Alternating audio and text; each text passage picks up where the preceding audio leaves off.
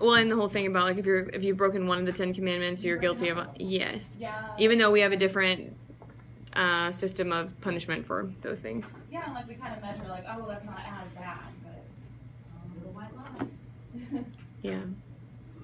I mean, yeah. I mean, internally, something that we do in secret could be just as poisoning as someone who did something outwardly like that. And that's what my mom always told me, not to tell my little sisters I hate them, because that meant that I wanted them to be dead.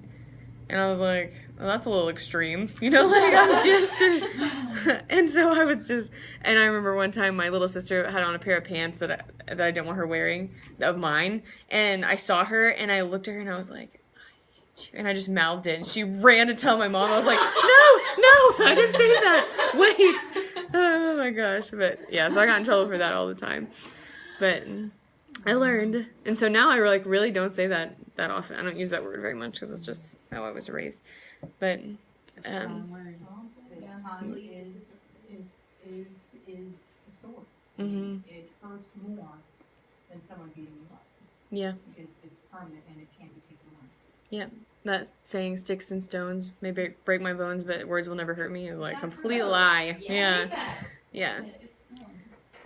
Yeah, because I mean, sometimes in a moment you think like, oh, whatever, that person said that, I don't care. But then later on you're like, not laying in bed awake at night necessarily, but you're just like, it comes back to your mind and you like dwell on it. And that's why you have so many teens and adults that are screwed up, because parents were careless with the words. Yes.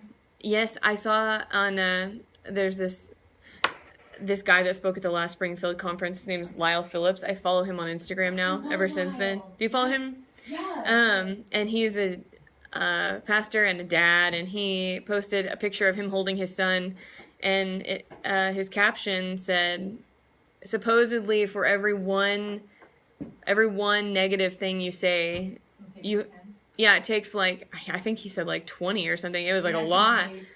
Yeah, it was like you have to say like 20 encouraging things to make up for like that one negative thing. And I was like, I mean, I don't know if that's a statistic out there. I think it is, and I had heard something like that, but I was like, wow.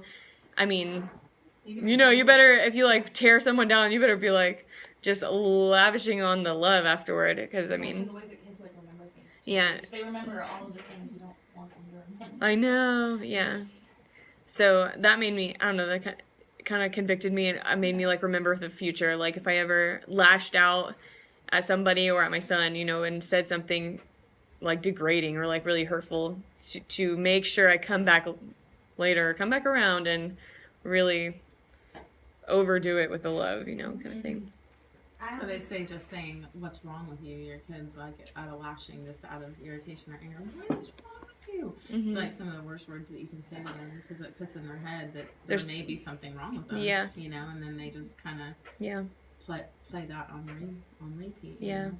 And I know a lot of children or people that have just been yes, because that's all they've heard is so many negative things. And so, and then it makes me really empathize for them. Like there was a kid in the school last year, in this school, who, I mean, you guys, if any of you guys were there in the chapels, whenever Sam would come and announce that like someone had written on the bathroom wall again, something bad, I know, because I know I found out who it was because I know the parents, and I know a lot of people that know that person. So I found out who it was, and then I was like, I know his family, and this, I mean, I was almost like, well, of course, you know, I mean, he's lashing out because of this and this going on in his home life. I know what's happening in his home life because I know somebody who's BFFs with his mom and stuff, and so giving insight into all that. Yeah, and he's like torn down all the time and seeing terrible things in his household all the time, and that doesn't give. We shouldn't excuse those outward actions of him writing bad things on the bathroom wall because of it. Also doesn't have the tools to properly deal. Yes, and yes. Dealing with that from day one. Yeah. And so I was just, my heart broke. I was like, I'm not even mad. I just like want to bring him in my office and hug him and be like, you don't have to be this way. You know, I mean, you know, there is better out there than what you see in your household. That's you know, where it really helps for a person who knows that situation not to step out of it, but to constantly let that child see them and show them a different way. Yeah. Because that child will have no other outlet. Yeah. See, that's the thing too. My last day at the daycare was on Friday, and there was a girl in particular who she was always the tattletale. She was always tattling, and so she came up to me this last day and was kind of just tattling about something.